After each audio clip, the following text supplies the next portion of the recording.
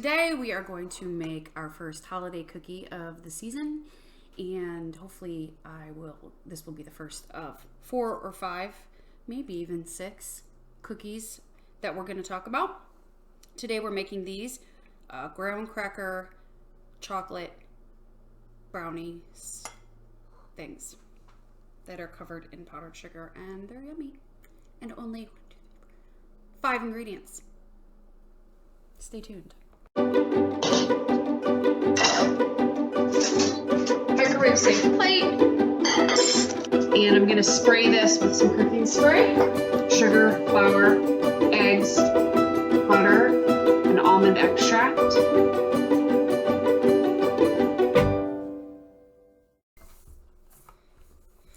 I've been meaning to film some of these sooner because it's December 10th. And I remember, you don't need to remind me. I would like to do like a bunch of Christmas cookies because, or holiday cookies, I would like to call them, because it's what you do this time of year. But, they won't do you any good if I wait too long and then the holidays have passed. So I thought maybe I could try and do like 5 or 6 like quick cookies ideas for you, so that you might have some if you have a cookie swap or exchange, or you want to bring stuff to your office or something like that. But as you are well aware, I was having sound issues yet again that I thought I had solved. I didn't. I happened to work in video production, as my friend Roy reminded me that I know people. And so Roy, my friend, who's not on Facebook, or I would tag him, got me this.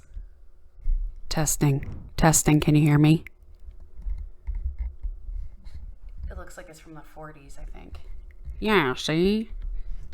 So I'm super grateful for that, and I appreciate that from him. So I'm hopeful that there's no staticky sounds.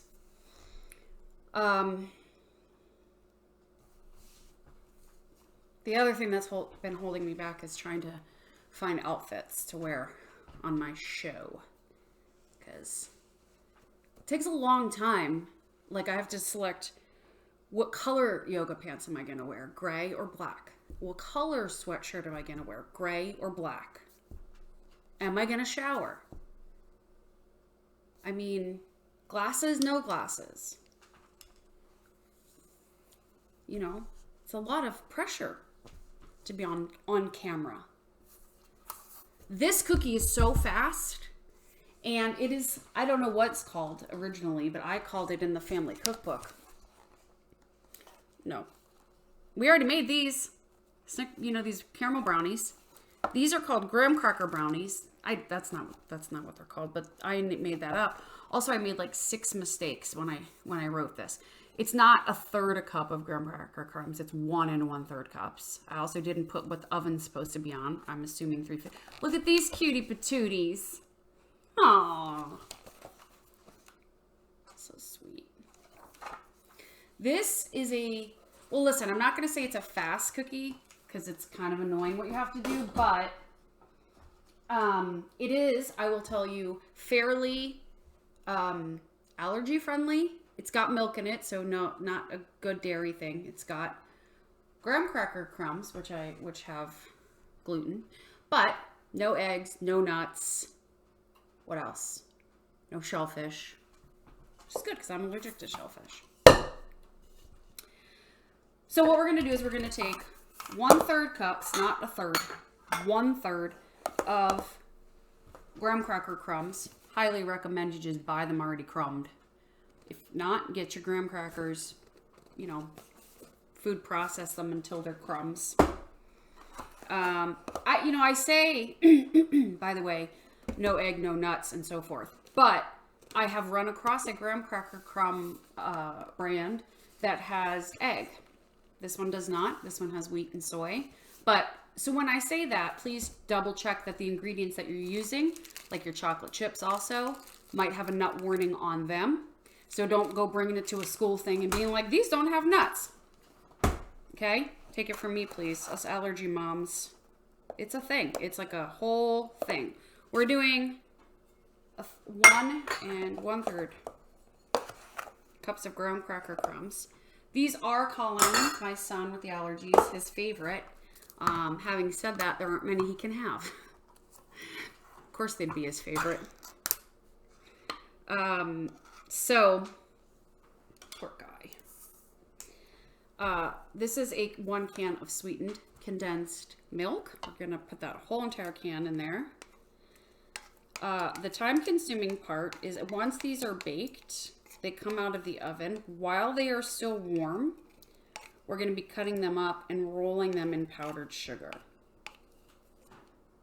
Much like the snickerdoodles I'm going to do maybe next.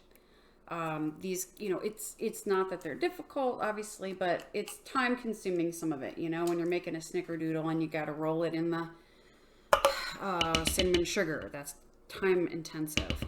This is also time intensive, but this is actually just making an 8 by 8. If you doubled the recipe, just like a lot of other things, you would put it in 13 by 9. So then the other thing required here is a teaspoon of vanilla. I'm using fake vanilla again, teaspoon-ish. And then I'm gonna mix this up.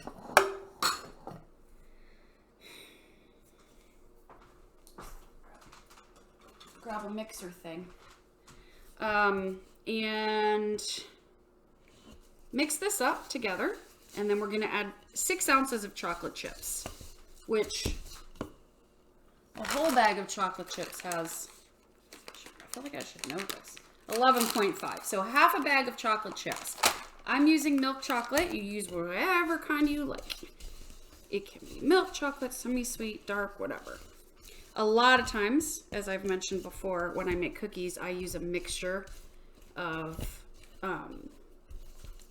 chocolate chips, you know, maybe half milk, half semi-sweet, whatever. Okay, so this is what we're working with here, this sort of gloppiness. And then we're going to put in approximately a half a bag, 6 ounces, you know, approximately, of chocolate chips. So what I'm going to do, I'm going to spray my 8 by 8 with Vaseline. They should pay me. I'm going to put this in here. I'm going to put it in the oven. I'm guessing 350 for approximately 15 to 20 minutes. We want these to be undercooked, slightly undercooked. If you overcook these, throw them in the trash, people, because they're not going to taste good.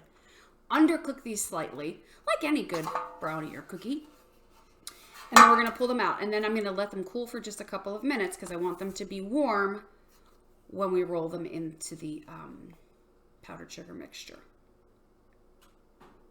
We good? I'll be back.